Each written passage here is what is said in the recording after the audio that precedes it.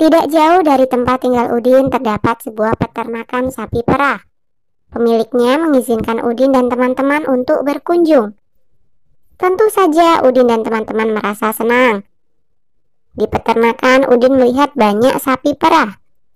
Ada yang sedang diperah susunya, ada juga yang sedang memakan rumput. Udin diberi teks bacaan tentang susu sapi dan cara pengolahannya. Udin dan teman-teman membacanya bersama-sama. Banyak sekali hasil pengolahan susu sapi. Mari membaca teks berikut. Pengolahan susu sapi. Susu merupakan hasil utama dari sapi perah. Susu sapi segar memiliki daya tahan sekitar 5 jam saja.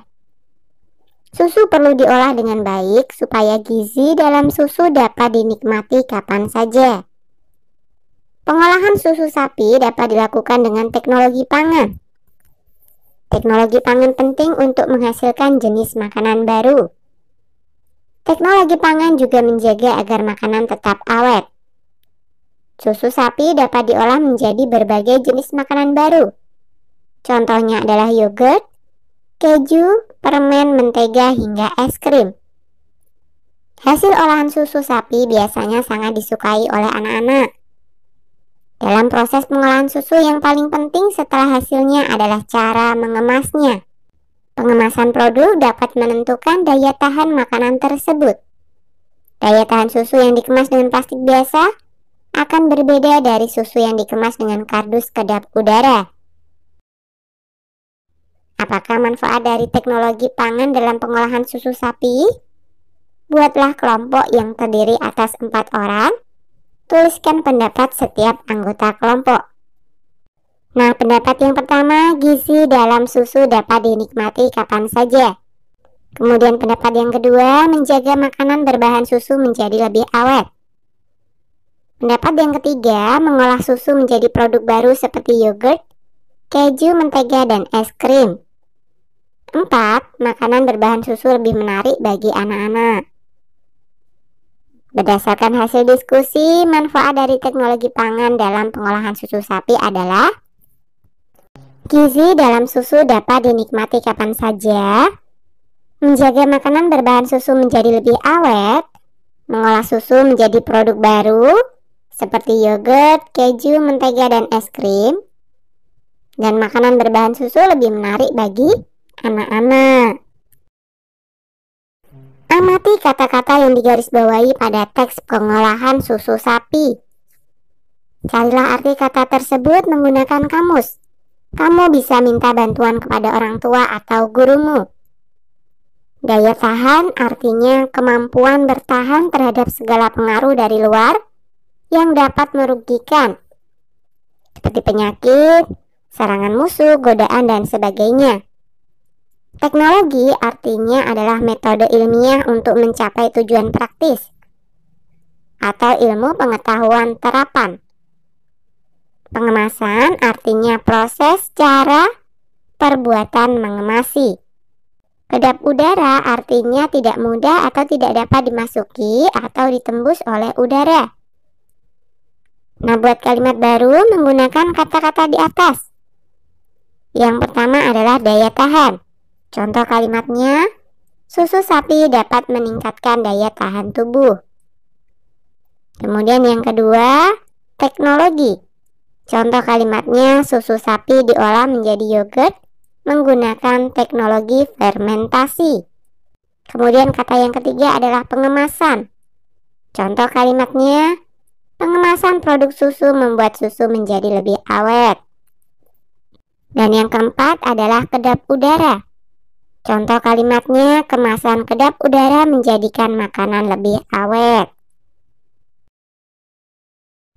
Simaklah cerita gurumu tentang keberagaman dalam kehidupan sehari-hari. Hari semakin siang. Dayu mengajak Udin dan teman-teman untuk beristirahat sejenak. Di halaman depan peternakan terdapat toko yang menjual berbagai hasil olahan susu. Benny mengajak teman-temannya minum susu. Rani dan Udin menolak ajakan Benny. Maaf Benny, aku tidak bisa minum susu. Aku alergi terhadap susu sapi. Aku sudah membawa air minum dari rumah, ujar Lani.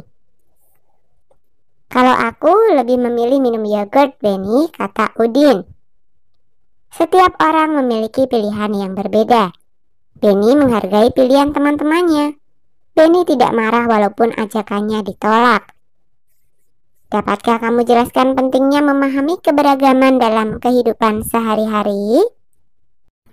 Memahami keberagaman dalam kehidupan sehari-hari adalah satu hal yang penting, karena bisa menjaga persatuan dan kesatuan. Setiap individu memiliki kebiasaan dan kesukaan yang berbeda-beda. Sifat dan ciri setiap individu juga amat beragam. Beragam artinya bermacam-macam. Dengan memahami keberagaman atau macam-macam sifat dan ciri-ciri setiap individu, sifat tenyang rasa dalam diri kita akan terasa. Tenyang rasa artinya kita dapat menghargai perasaan orang lain. Nah, buatlah kelompok yang terdiri atas 5 orang. Diskusikan sebuah cerita tentang teman satu kelompok yang memiliki sifat bermacam-macam. Bagaimana sikap yang harus kita ambil dalam menghadapi perbedaan? Tuliskan hasil diskusimu. Nah, sikap yang harus kita ambil yang pertama adalah menghargai dan menghormati segala perbedaan yang ada di dalam masyarakat. Yang kedua, ikut menjaga dan memelihara keharmonisan di atas segala perbedaan yang ada di dalam masyarakat. Kemudian yang ketiga, tidak memaksakan pendirian yang kita anut kepada orang lain dalam kehidupan bermasyarakat. Yang keempat, menyelesaikan permasalahan atau pengambilan keputusan dengan musyawarah sehingga perbedaan yang ada bisa terjembatani dengan baik. Sikap yang berikutnya adalah mengutamakan sikap toleran dan tenggang rasa, serta mengutamakan kepentingan bersama di atas segala perbedaan yang ada. Perankan cerita yang telah kamu buat bersama teman-teman sekelompokmu. Nah, sekarang mari kita belajar volume benda. Setelah bermain peran, Benny merasa haus. Dia ingin membeli susu. Benny melihat susu disimpan dalam berbagai kemasan. Kemasan A diisi dengan susu yang terdapat dalam kemasan B. Volume kemasan A adalah sama dengan 2 kemasan B. Kemudian kemasan A diisi dengan air yang terdapat dalam kemasan C.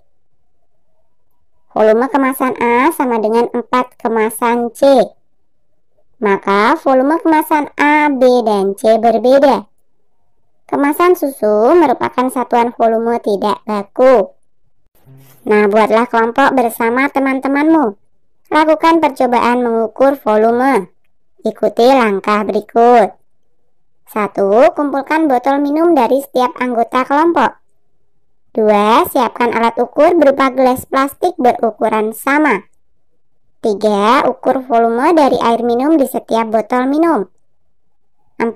Tunjukkan volume air dari setiap botol dengan mewarnai batas air seperti pada gambar di bawah ini. Contoh, gelas yang pertama adalah air dari botol minum Udin. Kemudian gelas yang kedua adalah air dari botol minum Siti. Yang ketiga adalah air dari botol minum Edo. Yang keempat adalah air dari botol minum Dayu. Dan yang kelima adalah air dari botol minum Benny. Botol minum milik Siti memiliki volume paling banyak. Botol minum milik Edo memiliki volume paling sedikit. Nah, coba ukur volume benda lainnya yang terdapat di sekitarmu. Jelaskan cara mengukur volume benda tersebut pada guru atau teman-temanmu. Nah, misalkan saja benda yang akan diukur volumenya adalah batu. Cara mengukur volumenya adalah sebagai berikut. 1. Gelas ukur diisi air dan dicatat berapa volume awalnya. 2. Batu yang volumenya tidak beraturan dan akan diukur volumenya ini kemudian dimasukkan ke dalam gelas ukur. 3. Air di gelas ukur akan terdesak oleh benda yang dimasukkan tadi. 4. air yang terdesak akan meningkat volumenya. 5. Volume akhir air di gelas ukur akan meningkat. Dan peningkatan ini sama dengan volume batu tidak beraturan tadi. 6. Sehingga dengan mengetahui perubahan volume air di gelas ukur, kita akan mengetahui volume batu tak beraturan tadi. Contoh air di dalam gelas ukur awalnya adalah 50 ml. Setelah dimasukkan batu menjadi 60 ml. Maka volume batu adalah 60 ml dikurangi 50 ml. Hasilnya adalah 10 ml. Membandingkan volume benda. Amati gambar berikut, lingkari gambar yang memiliki volume lebih banyak. Manakah yang kita lingkari? Iya, galon. Mengurutkan volume benda cair. Amati gambar berikut. Urutkan kotak susu di atas mulai dari kotak yang bervolume paling sedikit hingga kotak yang bervolume paling banyak. 3, 2, 1. Urutkan mulai dari gelas yang memiliki volume paling banyak hingga volume yang paling sedikit. 3, 2, 4, 5, dan 1.